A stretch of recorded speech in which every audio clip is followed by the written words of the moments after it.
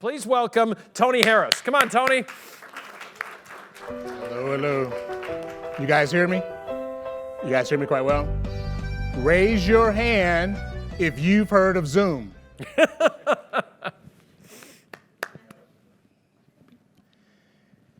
Interesting enough, I'm going to steal something from the last presenters.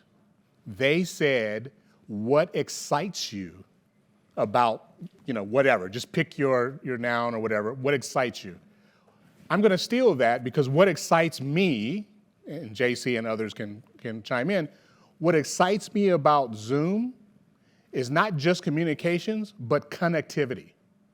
Connectivity to vendors, connectivity to family, connectivity to colleagues, connectivity to anyone in the world, okay? That's what excites me. There's a lot more here, but in the interest of time, I'll just keep it to those few things that excite me. Building forward with unified communication. So you guys know that we're building for agility.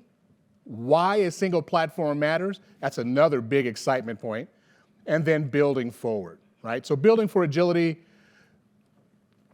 your workforce could be anywhere, right? We've got colleagues that are in the UK, we've got colleagues that are in Asia, colleagues obviously here in the United States. We have workforces everywhere. But not only do we have workforces everywhere, many of you do as well.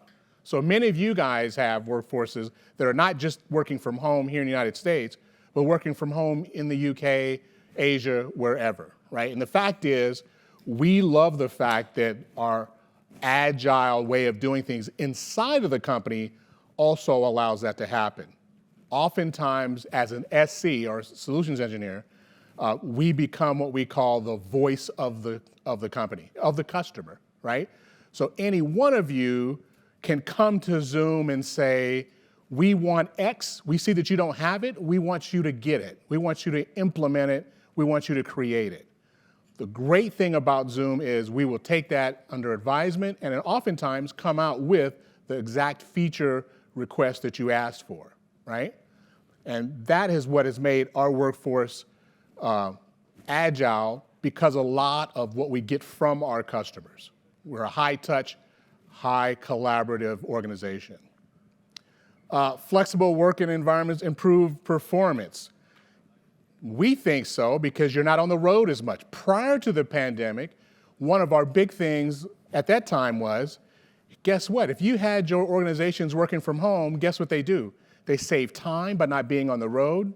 They save effort. They save the gas money. They save the wear and tear on their car and wear and tear on themselves, as well as wear and tear on their families, right? Because they can actually work anywhere, anytime that they want to do it. What does the next 12 months look like for you, right? So when you guys think of the next 12 months, what are you guys thinking about? What is the thing that keeps you guys up at night, right? When it comes to your customers, when it comes to your employees, are you guys looking at, in the next 12 months, we want to retain more of our employees, right? Because your company actually starts with from the inside out, right? From your employees, from your customers, as well as vendors, right?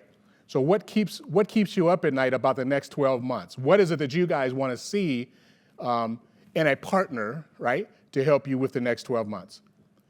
What will return to work look like? Wow, that's a huge, huge discussion, right? We laugh in the office because working from remote or working from home now has become the new signing bonus, right? You guys have probably heard that. You go into a resume, you go into a company and say, okay, this is what I want, and then they say, well, the person comes back or the candidate comes back and says, well, this is what I want. I want to be able to work from home. I want to be able to work from anywhere. If I want to work from the Azores, that's me. If I want to work from Europe, I'll work on the same time frame as our customers. What does that look like? If I get that, to me, that looks like a signing bonus. And if you guys even, if you look or Google, I'll use Google, if you look up the new signing bonus, believe it or not, many of those hits are actually going to come up with working remotely and not having to work in an office. However, there are some of us who do want to go back into the office. Once that happens, though, they want it to be a safe and secure area, right? They want to make sure that when they go back in the office, depending on people's status on vaccinations. I know that's kind of a very touchy conversation. But people, that's a serious thing. When they go back into the office, they want to know, if I'm going to be in a meeting with someone and there's 20 people in that room, am I safe, right? So those are some of the things you have to think about. Hybrid, hey, whether I'm working from home or where I'm working in the office, hybrid's always going to be a big issue going back to the office. The great thing is that there are a lot of technologies included in this room today that allow you to have people work from home and then actually have people work remotely. And for those who want to work in the office, they can actually have a choice of where they sit, where they work in whatever office they're going back to. And then you just have those who flat just want to work remotely. How many folks in here work remote? Okay, that's a lot, right?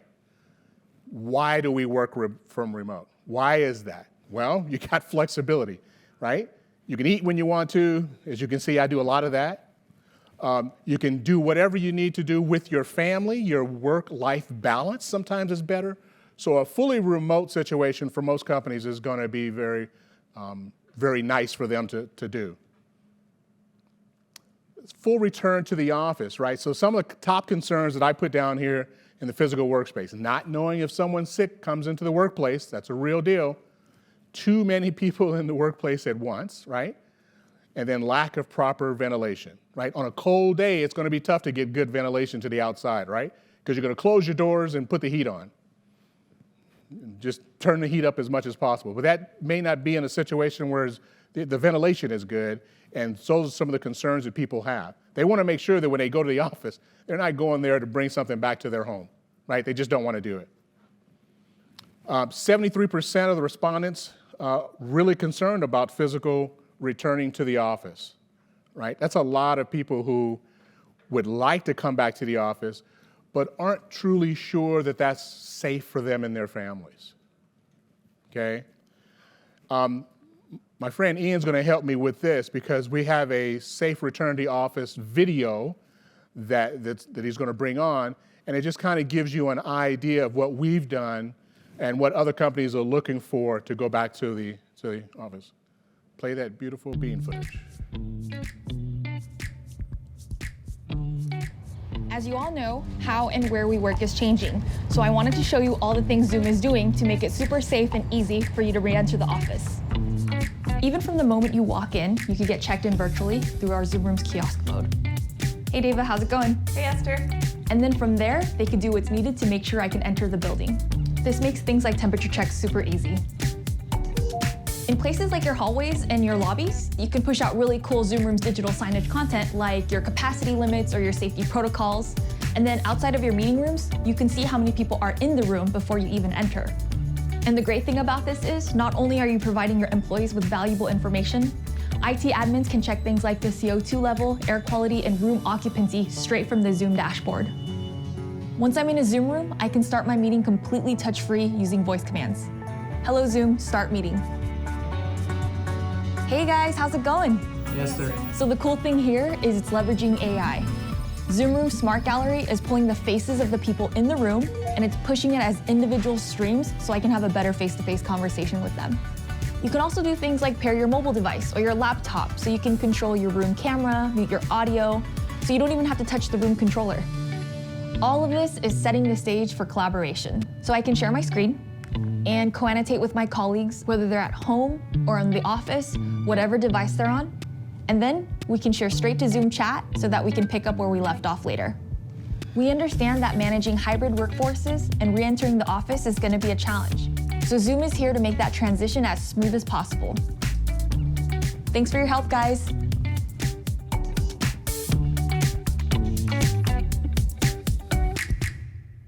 So there's a lot to unpack from that video. But the great thing is, because we're one platform, you guys are going to hear me say that multiple times, right? I'm going to use repetition as a key today. I'm going to repeat the fact that we're one platform. We're not multiple platforms. We're not bolting other companies together. Everything that we've done is from the ground up. Same code. If you write code to one thing, you can test it across the whole platform to make sure that your testing is right, that the product works and the feature set is there, but you're only writing one set of code. You're not writing a code to fit the company that you purchased, because we didn't do that. Writing one set of code. Your full return to the office, there's so many different components. I could talk about this for hours, right? But here's the thing. Everyone works differently in their environments, right? As you can see here for the health and safety, you've got your virtual receptionist, which you saw. She walked up to a virtual receptionist. We don't know where she was from. She could have been in New York, and Esther could have been in California, right? Kind of gave it away a little bit. But yeah, they in fact don't have to be in the same spot. That's what the virtual receptionist does. We also, because of our platform, because E911 is a serious thing, right? If you have a mobile workforce, you want to know where everyone is, especially for E911, right? You want to make sure that if Tony falls and can't get up, no matter where he is, whether he's in Ohio or Georgia, he wants to make sure that when an emergency call goes out, we know exactly where that person is or where Tony is. So the great thing is E911 in our platform works very, very well to that regard. Environmental data, I don't know if you guys got that, right? You can walk into a room and understand what the environmentals are like, right? What's the CO2? People, speaking with hot air, are they speaking too much? Do we need to shut them down? Whatever, right? There's all kinds of environmentals that you can look at and ascertain whether that room is safe or not. Then you have your resource management, in-room people counting. If that room is supposed to have 20 and you have 25, hey, maybe there's a violation. Let's make sure we can get on that. Hot desk availability. What desk am I going to sit at? Where can I find a desk? And oh, by the way, that desk is now taken. What do I do now? Hot desk availability will now allow you to pick another desk. Digital signage, room schedulers. That helps with a lot of different things. And we'll see on some of the next slides as you go. All of it's part of the one platform, and it allows you to, one component being able to use another component in that space. And this is whether you're doing remote, hybrid, or fully in the office. And then the hands-free communication. True story. When the epidemic first started, companies called in and said, hey, Zoom, we have people that when they go back into the office, they do not want to touch the equipment. They want to have rooms, they want to have meetings, they don't want to touch the hardware. Can you help us? At that time, and I can tell you from experience, at that time, we did not have a feature to do that. We had no way of doing that. But we listened to our customers. Again, we're voice of the customer. We listened to them, and then many of those requests came in. We were like, wow, we really do have to listen to them because people are really concerned about going back to the office. And so sure enough, later on, we got to the point where we could, hey, Zoom, start my meeting, right? You're not touching anything, you're just using voice commands. We also got to the point of, hey, I've got a cell phone. Hey, why don't I just start the meeting using my own personal device instead of touching the device in the Zoom room? And then we also got to the point of saying, hey, if in fact someone can connect to that room from Florida, can they set that meeting up for the CIO, C-level executive, whoever? All of that came out of customer suggestions, right? So another thing that excites me is, for me, is that we listen to the customer, right? We listen to what you have to say. We listen to what people are thinking about and how we can make the experience better when you're on our platform. Wireless pairing. I have often, I was at another position years ago where a vendor would say, hey, I want to give you guys a presentation on Thursday. We got busy, and instead of giving them a guest access to our wireless network, we forgot.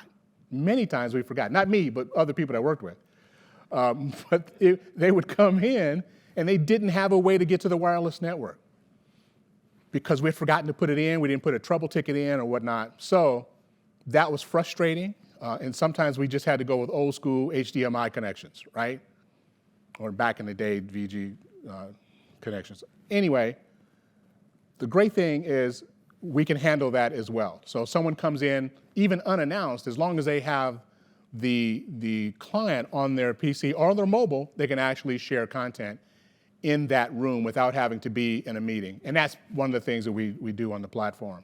Again, a way to make it safe and secure for people to come back to the office. The hybrid workspace, 94% of respondents, they want to spend at least a day in the physical office.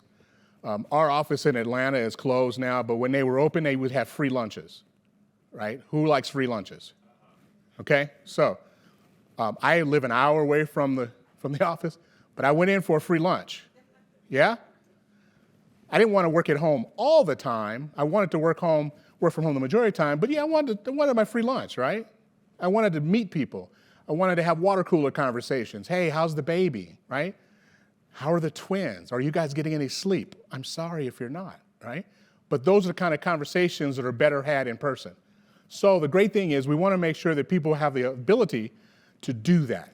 And so that's one of the things that we like about our platform, is to make it easier for people to either work from home, have a hybrid situation, or work fully remotely. Some of the top concerns about hybrid workforce, though, and there are many, these are just the three that I chose, right? Not knowing if someone's sick comes in the workplace, right? Again, understanding what their environmentals are, not seeing their friends and teammates at work. Believe it or not, people like to see other people, right? They like to feel that they're engaged with their employees. They like to feel like they're engaged with their colleagues. They want to understand what's going on. Some of those water cooler conversations are pretty valuable at keeping people in the company. What is that called? Retaining, right? They want to make sure that their employees are retained, everyone's happy, free lunch, right? We want to make sure all that happens.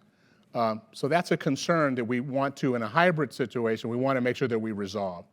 And then missing out on birthday activities and other events, right? So your hybrid workforce, believe it or not, for us is going to look pretty close to the same as the remote, right? The concern, obviously, is there are certain products and certain servers and certain departments you want to make sure that you can reach from home. We want to make sure that we help in that situation, because the hybrid workforce can be tricky when it comes to VPNs, becomes tricky when you have networks. Our friends just got off the stage talking about SD-WAN. SD-WAN is a huge help in making sure that the end customers from no matter what network, I'm on Xfinity, how many are on Xfinity? Comcast. You guys are lucky. You guys are lucky, because I am not Comcastic all the time, right? I have Xfinity, and I don't have a good SLA for when my network goes down, right? I have a residential. It's the best effort, right? So in that situation, I want to make sure that whatever I'm connecting to has to be close to flawless. It has to work all the time. And because I'm not Comcastic often, I'm really kind of praying sometimes, okay, will this work? And it does, right? And so the fact that our hybrid workplace allows us to work from anywhere, whether it's kind of cold here. I don't know if you guys feel that, because I'm from Georgia, so this is kind of chilly for me, right? But let's say I didn't want to work in Ohio, right? Even though I had a Waze yesterday. You guys know what a Way is? You got the 3-way, 4-way, and 5-way with the chili on the noodles. How cool is that, right? That is awesome. Are we talking food or technology? Love the fact that if I didn't want to work in Ohio, I could work in Florida, still connect to the same meetings, still connect to the same colleagues, still connect to the same network, all using one platform. Now, fully remote. Many of us are fully remote, right? 60% increase in volume of job searches using remote since March, right? In those searches, though, that's where many of those people are extrapolating, hey, maybe I can get a bonus by working from home. So let me get a signing bonus. Let that be my new signing bonus. 4 times the number of job offers remote since March. Many companies before now didn't realize that they actually could work remotely. They didn't realize that they still could be productive working remotely. They found out during the pandemic, right?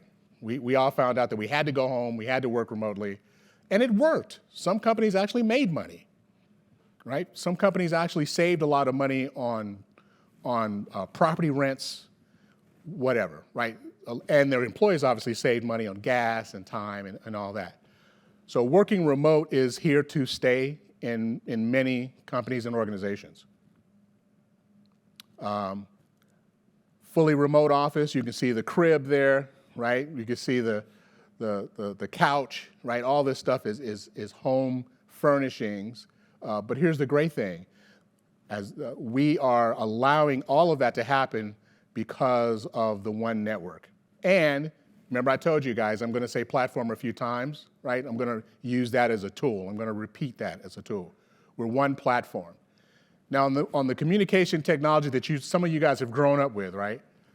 You've got one application for meetings. You have one solution for your UI. You got another solution for webinar, another solution for rooms, another one for audio. I mean, it's just a mess, right? But that's what we've grown up with. That's what we've become used to for our communication technology, to get everything to work, right? To make sure that we could share files, that we could share video, share audio, do webinars, right? The new way, or the future of real-time communications, as we see it, is just one platform, right? Now, this doesn't do justice on what all can be done on the platform. We will go through real quickly, as you can see, the different components. You've got the phone, little phone icon, letting you know that we do Zoom Phone, which is a cloud-based PBX. We also do meetings, we do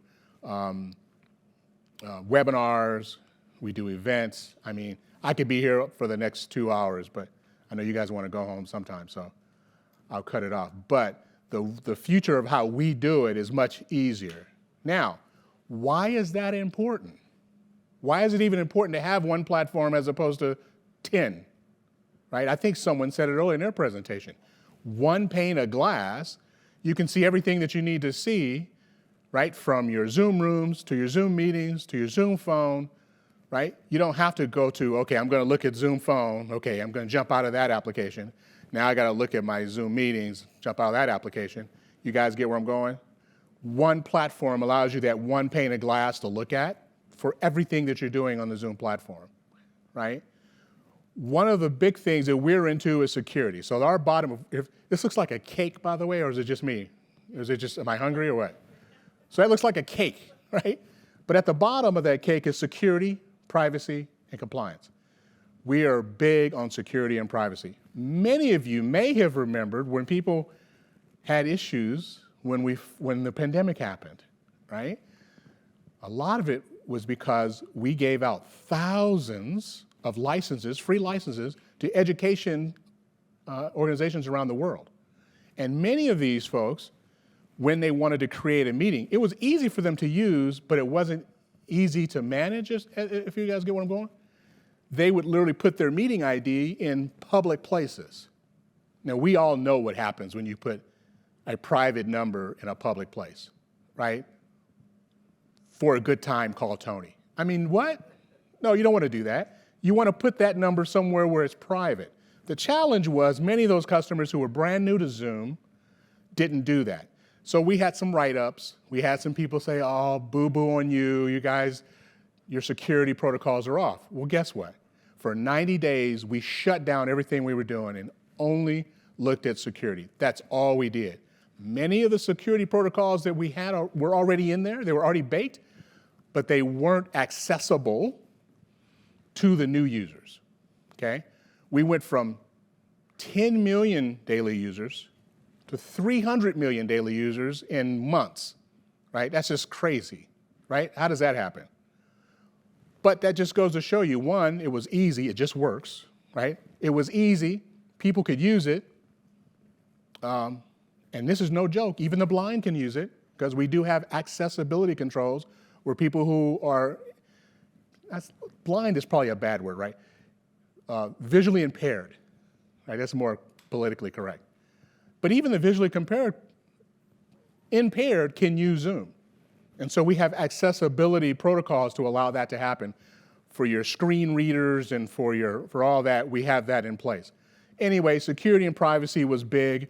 For 90 days, we did nothing but make sure that that was up to snuff, up to par. We fixed just about all the issues that we had, opened back up to further feature requests, and then said, okay, people, we heard you loud and clear. We're going to resolve it. And sure enough, we did. So we take security very, very seriously. We're scalable, resilient infrastructure. We have over 19 data centers around the world. So whether you're here within Japan, Singapore, here in Cincinnati or in California, we have data centers that will support your users and you guys, no matter where you're at. Centralized administration. Again, they're that one pane of glass, right? That's what we're looking at. Looking at one pane of glass and look at, well, what's the video, what's the audio, and what's the sharing health of my network while these calls are going on.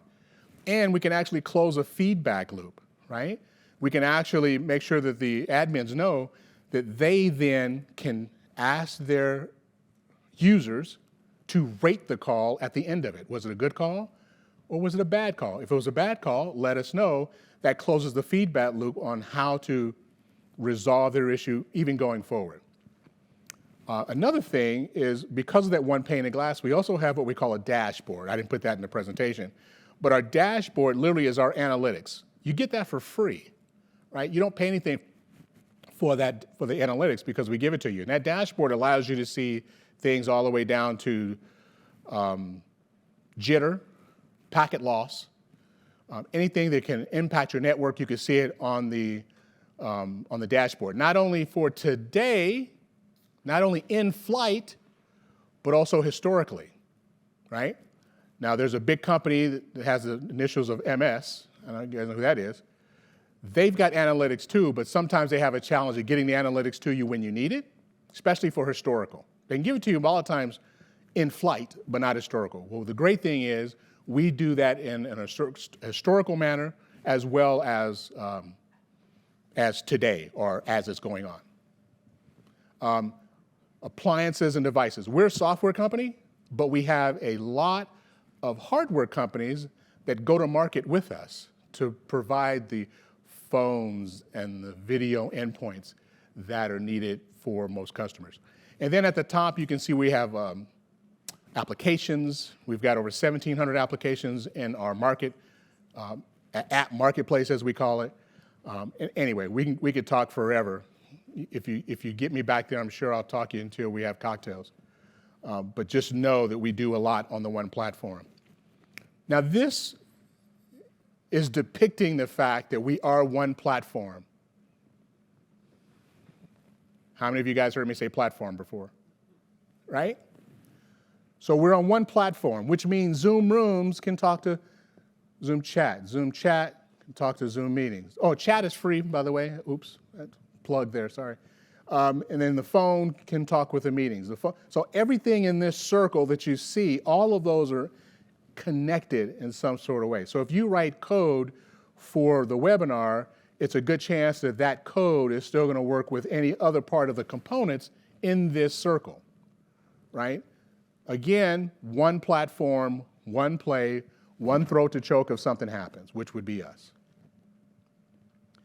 The power of one, again, what did I say? We're going to say platform as many ways as we can say it, right? Because we want you guys to walk away with the fact of knowing you don't have to, when you come to us, you don't have to worry about having 5, 6, 7, or even more multiple applications to make one work, right? Our one application or one platform makes several applications work. This is just a visual of how many people can be on screen at one time. I have a true story and kind of a funny story. I worked at a company prior to Zoom that this used to get our teeth kicked in every time we walked into a presentation. They would ask us every time, how many people can you show on the screen at one time? Well, we pretty proud, stuck our chests out and said 9, right? We thought we were doing something. And then they would say, well, this is what Zoom can do. Oftentimes we just packed our bags and left, right? Just little things like this helps people stick to the platform, because what if this is an educator? An educator wants to see just about all their students at one time, right? If they're teaching anything, they want to make sure that they can see everyone to make sure, are they getting this? Is this too complex? Are we making this easy? You know, how's it going?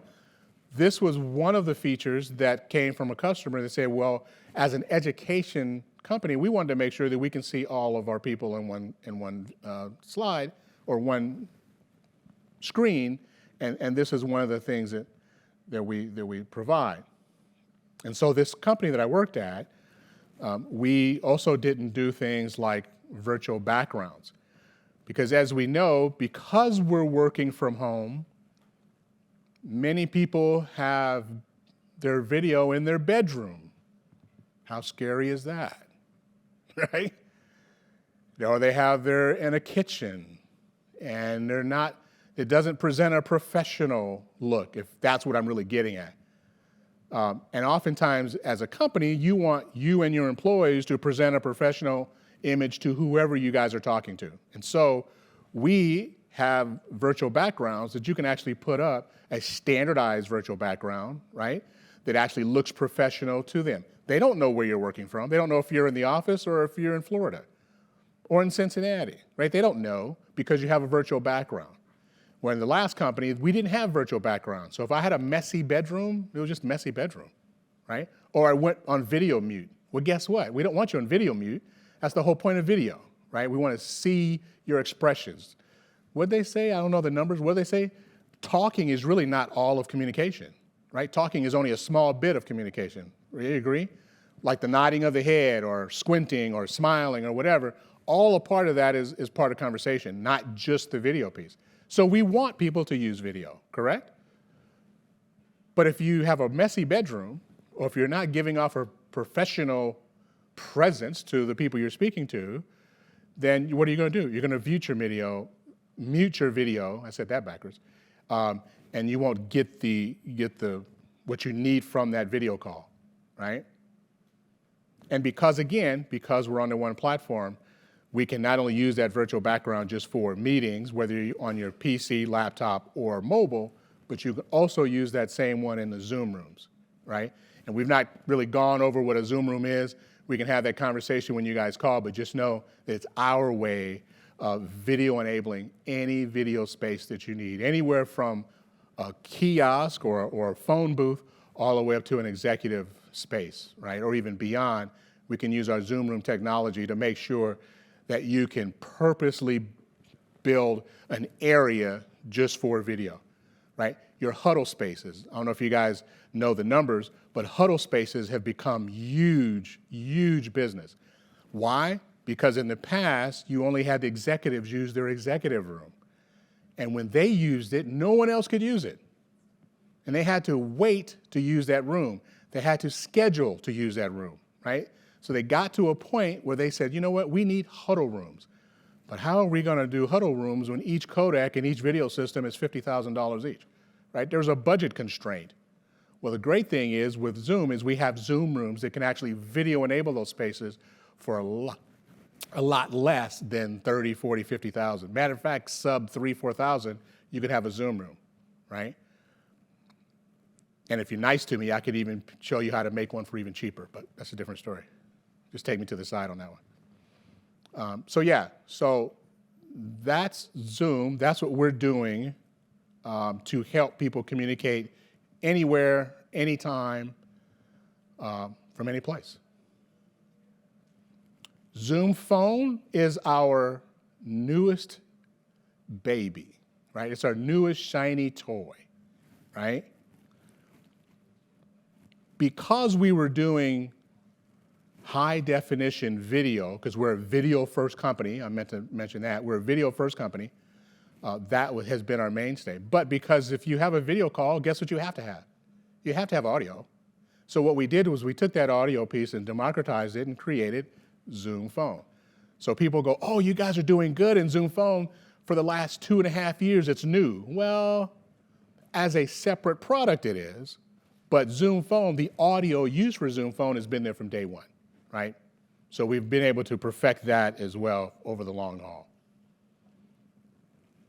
We work with Microsoft Teams. How many of you guys have heard of Teams, Microsoft Teams? Okay. We work with Microsoft Teams, right? So oftentimes it's going to be a good collaboration or a good fit. We know Microsoft is out there just about at 90% of the companies that are using some sort of collaboration, right? So why not use the best for collaboration with the best of communication? And that's what many companies are doing today. I don't know how many of you guys follow this, but we now have Contact Center. We are very excited about Contact Center. We just came out with, what did JC, about a month ago? A couple of weeks ago? Huge. We're ecstatic about it. So definitely talk to us about Contact Center. Now, first phase, right? You guys know when first phase on anything, it's not going to be, huge. But the fact that we have it is pretty exciting. The fact that we are going to have iterations of it, and those iterations are going to have more features on it than the last iteration. And as you guys know, if anything about Zoom, we do 300 to 400 feature requests a year. We do upgrades just about all the time. Just about every week we come in, we're upgrading our software because of something that has actually come out in our release notes or whatever. Fact is, we innovate very, very quickly. And again, many of those innovations are because of you guys, because of the customers. It's not just because we want to do it, but oftentimes it's our customers saying, we want you to help us resolve an issue. We want to make sure that our workflows are what we need, and can you help us? And so that's why we do many of these things. And Zoom Contact Center is no exception. So why Zoom Contact Center? Well, I think really quickly, it was easy for us to do. I got 3 minutes. It was kind of a good evolution, right? We already got Zoom Phone, we already got a Zoom Video. Why not Zoom Contact Center, right? And the fact that Zoom Contact Center does so much is pretty exciting. Now, we still have our present integrated partners, Twilio, Five9, right? Companies like that. But the fact that we're coming into that space is pretty exciting. So Genesys, Five9, Talkdesk, Twilio, NICE, and Contact are the contact center folks that we play with today, best of breed. But again, we'll have our own here pretty soon. Now, it doesn't obviate the need for these, right? It doesn't obviate the need for these because, in fact, I think someone else said it earlier, maybe our contact center is not going to be the best for you now, and maybe one of our partners is. So we'll make sure that we look for what's best for the customer, not what's best for us. Any Q&A? None? You wish you had a hook, didn't you? You wish you had a hook just to put me on. Coming up, so where are you going to be, Tony? You going to be back at Zoom? I'm going to be back. You guys are going to see the kiosk or whatever back there. We'll be back there, myself and JC. So thanks for listening to me, and you guys have a great day.